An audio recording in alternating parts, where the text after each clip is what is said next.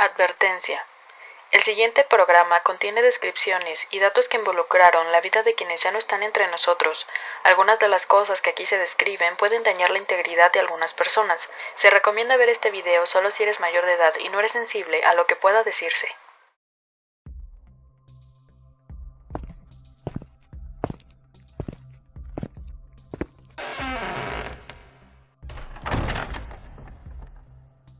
Bienvenido al infierno. Bienvenido al sitio en el que podrás meterte de alguna manera en mi mente. Bienvenido a mi casa, en el que hasta el más cuerdo sacará su lado más enfermo al escuchar atento las atrocidades de las que he sido capaz.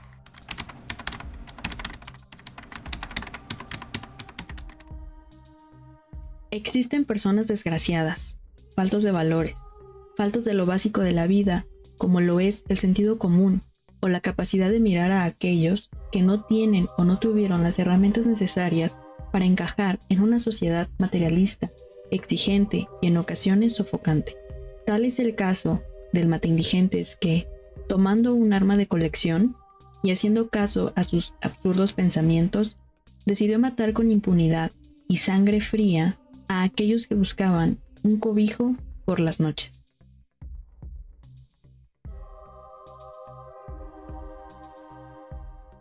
Guadalajara, Jalisco vivía un invierno crudo y frío.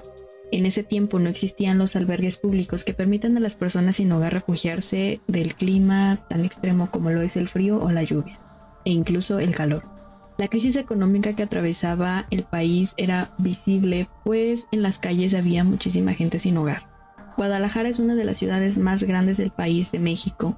Es una ciudad bella, llena de grandes edificios coloniales que la hacen lucir espectacular. Pero todas aquellas personas de la calle no le dan buen aspecto, o eso es lo que piensa un hombre que contempla su bella ciudad, manchada de pobreza, que camina por las calles. Mira el espectáculo con enojo. Un coraje crece en su interior.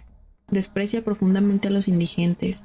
Le molesta que le pidan monedas, que le toquen el brazo exhibiendo ante él las llagas, los dientes sucios y podridos, las ropas rotas, la mugre en la piel, los cabellos enredados y el insoportable olor de su cuerpo. Pero lo que más odia es la actitud, los gemidos de dolor y la exigencia de una moneda. Es posible y casi seguro que él tiene la solución en sus manos. Ama las armas desde hace muchísimos años y mirando su colección se decide por una en especial. Considera que es la adecuada para su misión. Debe llevar a cabo el trabajo como ángel exterminador. Debe limpiar las calles de su bella ciudad de la suciedad e inmundicia que amenaza con quedarse por muchísimo tiempo. Es por eso que decide vestir adecuadamente para la ocasión. Se pone ropa negra y una larga gabardina, toma un sombrero del mismo color y camina con elegancia con su bastón. Toma su pistola calibre 7.65 de origen italiano, un arma que había dejado de fabricarse años atrás y cuyas balas eran fabricadas por Remington y Winchester. Sube a su auto, un Volkswagen sedán, y conduce directo a su misión. La primera víctima dormía en una fría banqueta. Se encontraba acurrucado por el frío. El asesino se acercó con cautela y apuntó con muchísimo cuidado. Jaló del gatillo una sola vez. La bala atravesó la cabeza del hombre, que no se percató de lo sucedido. Era un hombre de al menos 60 años y que era pordiosero. Mirando la escena se alejó del lugar y dejó en el lugar el casquillo, ya que esta era su firma. El hombre decidió atacar en uno de los barrios más bajos de la ciudad, así que cuando la policía encontró el cuerpo, no le dieron importancia al suceso. Lastimosamente, la ejecución de un indigente a nadie le interesa, y en esa época, muchísimo menos. Tal vez vio algo que no debía, escuchó cosas que se atrevería a decir por comida o dinero, y por esa razón decidieron eliminarlo del mapa, pero las autoridades estaban muy equivocados. Días después, encuentran a un segundo indigente muerto en circunstancias similares.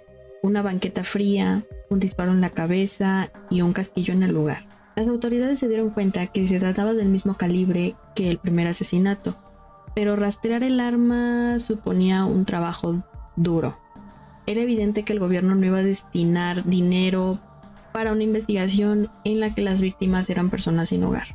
Esas personas que quitaban clase a la ciudad, aquellos que eran ciudadanos de quinta.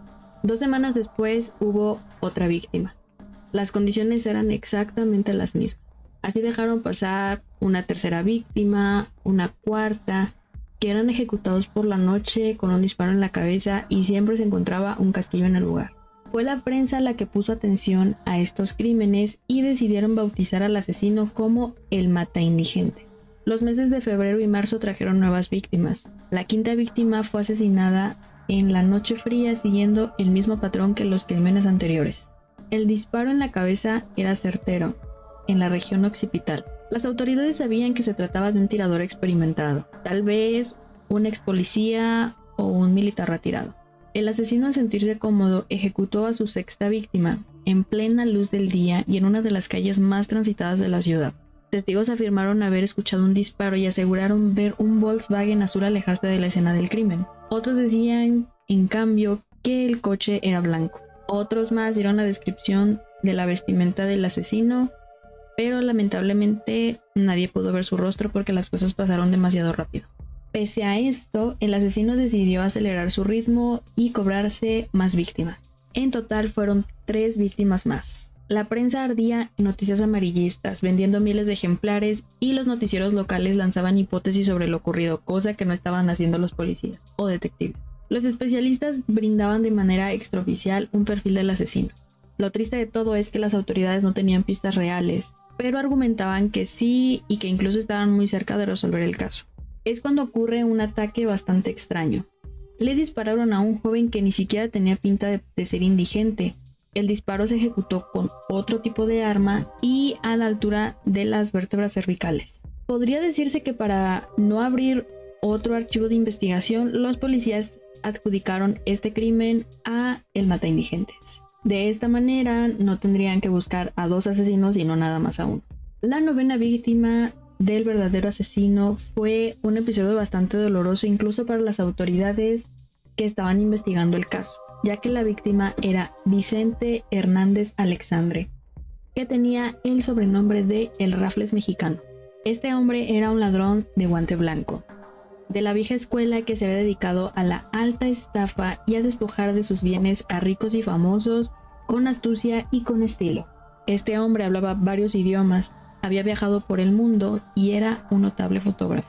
Era admirado incluso por los policías y por criminales de la misma forma, porque sus trabajos eran limpios, sin armas, sin violencia, sin abrir ninguna cerradura o puertas y nunca dejaba huellas. Una vez que fue arrestado, todos los medios se disputaban para hacerle entrevistas porque de verdad se admiraban del trabajo que hacía este criminal. Ya sé, México es un poco surrealista. Una de las reglas del Rafles Mexicano era que no lastimaría a nadie y no dejaría víctimas, y así lo cumplió. Sus delitos nunca cobraron ni una sola vida, ni usó la violencia durante sus crímenes. Cuando salió de la cárcel, pues todo el mundo ya lo conocía, sabían a lo que se dedicaba y por esa razón no pudo regresar a su vida de criminal. Ya sé, esto es bastante extraño. En realidad no tendría nunca por qué haber cometido crímenes, pero bueno.